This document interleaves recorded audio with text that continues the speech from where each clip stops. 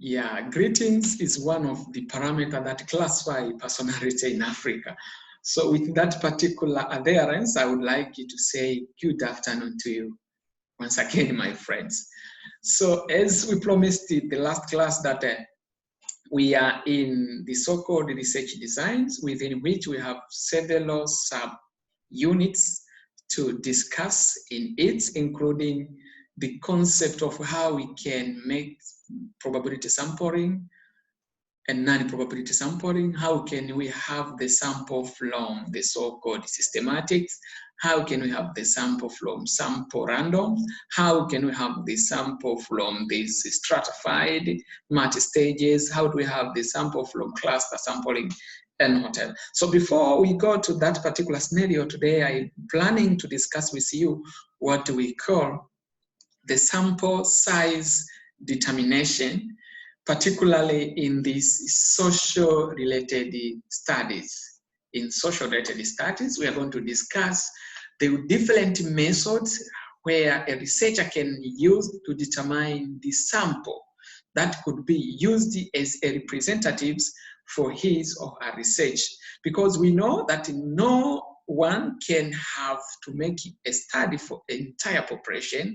Rather, we take a representative of that particular targeted population, and then from that particular sample or the representatives, we make our study. And then at the end of the day, we do a so-called inferential statistics to characterize the characteristics or the information that we acquire from the sample to the entire population. So we are going to show some typical examples, the common methods, how do we calculate it. At the end of the day, we determine the sample size from the expected population. I will show you some typical examples, some mathematical formulas that I used. The one I have selected the simplest one, of which every of you can be in the position of acquiring the knowledge and apply it to determine the sample size. So as I said, that the sample, this is a part of the population or the fraction of the population that will be taken by a researcher in his or in her study to represent the whole population. A sample size determination is one of the important steps in any study. So determination of the sample size is a common task for a researcher. You need to determine the sample size before. So inappropriate, inadequate, and excessive sample size continue to influence the quality and accuracy of your findings and the research process as well. So the sample size, the representative, the good, the quality of your findings, and the good representatives of your findings to a particular population. Overestimated or underestimated of the population or the sample would provide some influence on your findings. So procedures for determining the sample size could even vary from the nature of the study or the purpose of the study. So the purpose of the study, the nature of the study have a great influence on the determination of the sample size. So regardless of the fluctuation and the nature and the purpose of the study, one should understand that while determining the sample size, whether you are using the calculation formulas, the internet-based systems, these are some of the important parameters that you should consider in your mind. That is population size. There is the need of understanding the population size. There is the need of formulating, deciding for the confidence level, whether you are going for 95%, which is most common for most of all studies, whether you are using the 90% confidence level, or you go beyond for 99, which is common for these health-related studies. You need to go for the recognition of the acceptance marginal level, of which automatically will be the value. This one, for example, if we are using 95%, of which the error of which you are expecting will be 5%. That 95% you are sure but only 5% you are not sure of the accuracy of your findings. Therefore, this is what we call the marginal error, the marginal acceptance error. So when you make it in percent, it will be 0.05. If we're using 90, it will be 0.1. If we're using 95, 99, will be 0.01. You need to identify and then speculative informatives with respect to variable to be measured against the series of sample size. There is a theory of sample size which is stated that the larger the sample size, the proper representatives of the particular population. The smaller the sample size, the higher the occurrence and the greater the errors in a particular study.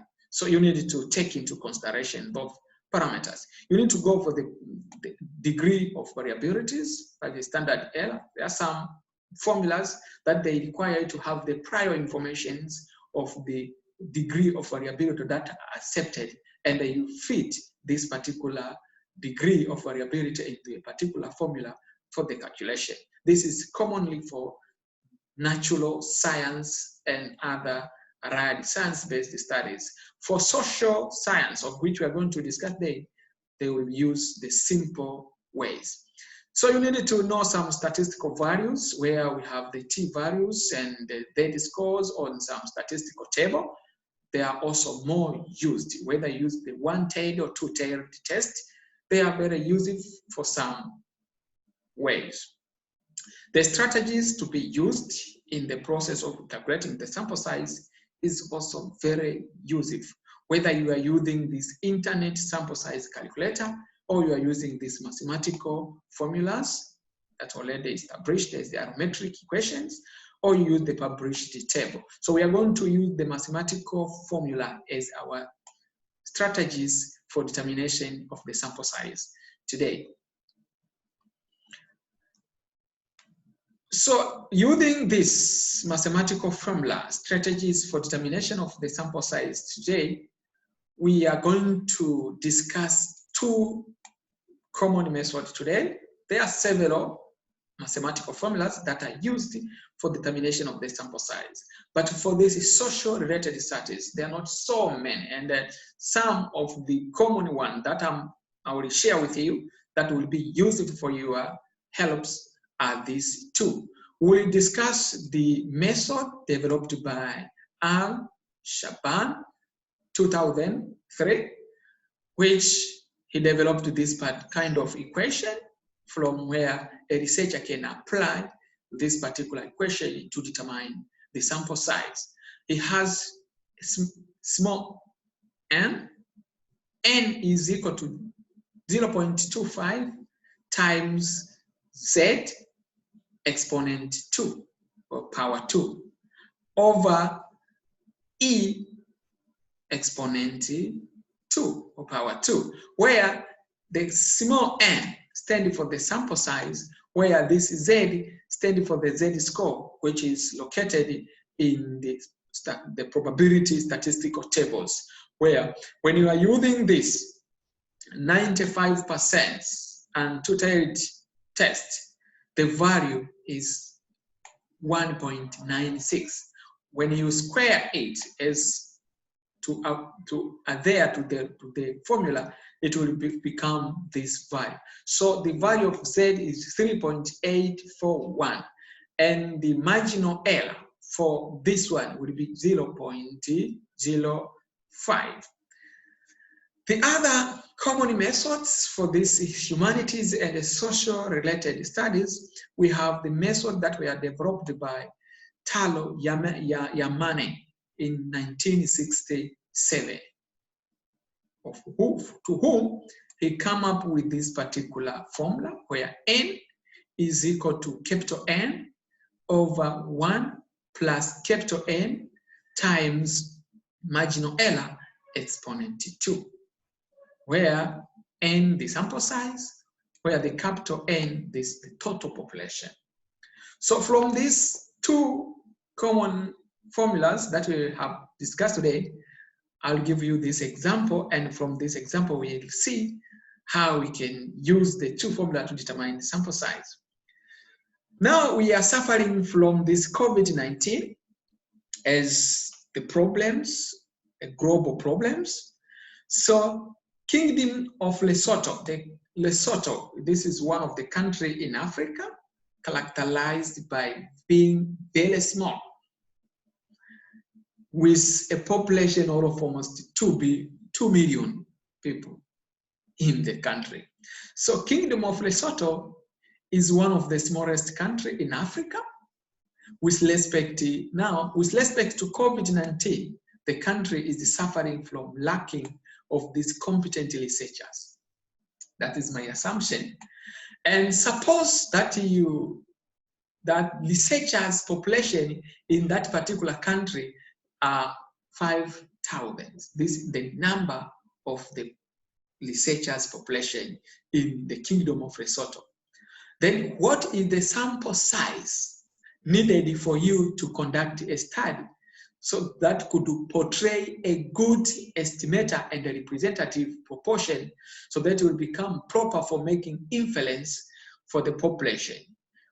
Assuming that your confidence level that you are going to use is 95%, and you are going to use a simple random sampling design in that particular study. So from this particular information, we are informed then that you are going to make a study of these researchers. So your population are these researchers, of whom they are almost 5,000 individuals. So you need to have the sample of these individuals because you cannot make a study for the entire. You need to identify which could be a good and a representative sample to this particular population. Using the method provided by ALI, of which we have already observed its formula. So it's just a matter of substituting the values and then determining the sample size.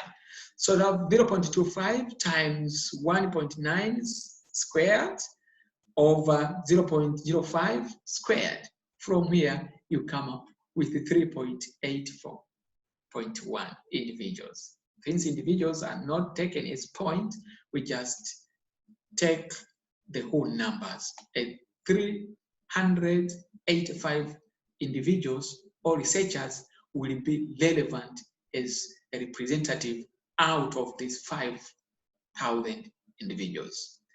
Once you use Yemen methods, this one, you substitute the values, 5,000, which is n plus 1. This is n, here is 0, 5,000, times this one, squared, you will come up with 307.3 individuals, of which is equivalent to 307 individuals. So using the two methods, you find there is a small variations of almost 15 individuals between the two. Then you can decide which one could be relevant, but they are all relevant because they are presenting a certain number of individuals that could be relevant for you to get a particular study. So from this, typical examples is relevant for you. Then I would like to welcome you for the next class, and then from which you will get more information. We will discuss the other categories from which you will understand the rest. So I once again ask you to subscribe my account. The more I get you subscribers, the more I share the video with you. Please do it, and you can get more videos by visiting my YouTube account. Type the word Research Techniques by Marunguja, from which you will get more information. Once again, I would like to say thank you for your attention.